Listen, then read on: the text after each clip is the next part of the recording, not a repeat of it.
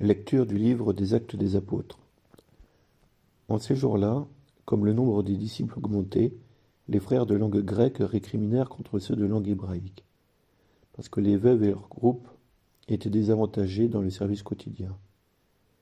Les 12 convoquèrent alors l'ensemble des disciples et leur dirent : « Il n'est pas bon que nous délaissions la parole de Dieu pour servir aux tables. Cherchez plutôt, frères, 7 d'entre vous, des hommes qui soient estimés de tous, remplis d'Esprit Saint et de sagesse, et nous les établirons dans cette charge. En ce qui nous concerne, nous resterons assidus à la prière et au service de la parole. » Ces propos plurent à tout le monde, et l'on choisit Étienne, homme rempli de foi et d'Esprit Saint, Philippe, Procore, Nicanor, Timon, Parménas et Nicolas, un converti au judaïsme originaire d'Antioche. On les présenta aux apôtres, et après avoir prié, ils leur imposèrent les mains. La parole de Dieu était féconde, le nombre des disciples se multipliait fortement à Jérusalem, et une grande foule de prêtres juifs parvenait à l'obéissance de la loi. Que ton amour, Seigneur, soit sur nous comme notre espoir est en toi. Criez de joie pour le Seigneur, homme juste, homme droit, à vous la louange. Rendez grâce au Seigneur sur la cithare, jouez pour lui sur la harpe à 10 cordes. Que ton amour, Seigneur, soit sur nous comme notre espoir est en toi. Oui, elle est droite la parole du Seigneur, il est fidèle en tout ce qu'il fait, il aime le bon droit et la justice, la terre est remplie de son amour. Que ton amour, Seigneur, soit sur nous comme notre espoir est en toi. Dieu veille sur ceux qui le craignent, qui mettent leur espoir en son amour, pour les délivrer de la mort, les garder en vie au jour de famine. Que ton amour, Seigneur, soit sur nous comme notre espoir est en toi. Lecture de la première lettre de Saint Pierre apôtre. Bien-aimés, approchez-vous du Seigneur Jésus. Il est la pierre vivante rejetée par les hommes, mais choisie et précieuse devant Dieu.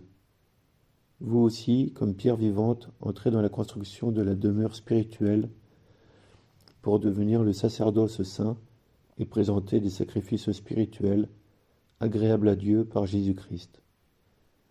En effet, il y a ceci dans l'Écriture. Je vais poser en Sion une pierre angulaire, une pierre choisie, précieuse. Celui qui met en elle sa foi ne saura connaître la honte.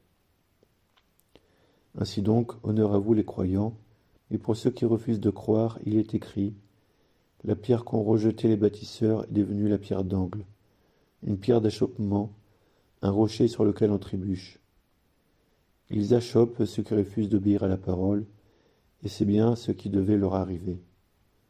Mais vous, vous êtes des descendants choisis, vous êtes une descendance choisie, un sacerdoce royal, une nation sainte, un peuple destiné au salut, pour que vous annonciez les merveilles de celui qui vous a appelé des ténèbres à son admirable lumière.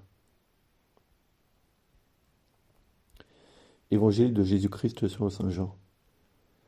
En ces temps-là, Jésus disait à ses disciples : « Que votre cœur ne soit pas bouleversé. Vous croyez en Dieu, croyez aussi en moi. Dans la maison de mon Père, il y a de nombreuses demeures. Sinon, vous aurais-je dit : je pars vous préparer une place ? Quand je serai parti vous préparer une place, je reviendrai, et je vous emmènerai auprès de moi, afin que là où je suis, vous soyez vous aussi. Pour aller où je vais, vous savez le chemin. » Thomas lui dit : « Seigneur, nous ne savons pas où tu vas. Comment pourrions-nous savoir le chemin ? » Jésus lui répond : « Moi je suis le chemin, la vérité et la vie. Personne ne va vers le Père sans passer par moi. Puisque vous me connaissez, vous connaîtrez aussi mon Père. Et maintenant vous le connaissez et vous l'avez vu. » Philippe lui dit : « Seigneur, montre-nous le Père, cela nous suffit. » Jésus lui répond : « Il y a si longtemps que je suis avec vous, et tu ne me connais pas, Philippe ? Celui qui m'a vu a vu le Père. Comment peux-tu dire : montre-nous le Père ? Tu ne crois donc pas que je suis dans le Père et que le Père est en moi ? Les paroles que je vous dis, je ne les dis pas de moi-même. Le Père qui demeure en moi fait ses propres œuvres. Croyez-moi, je suis dans le Père et le Père est en moi. Si vous ne me croyez pas, croyez du moins à cause des œuvres elles-mêmes. Amen, Amen, je vous le dis, celui qui croit en moi fera les œuvres que je fais, il en fera même de plus grandes parce que je pars vers le Père.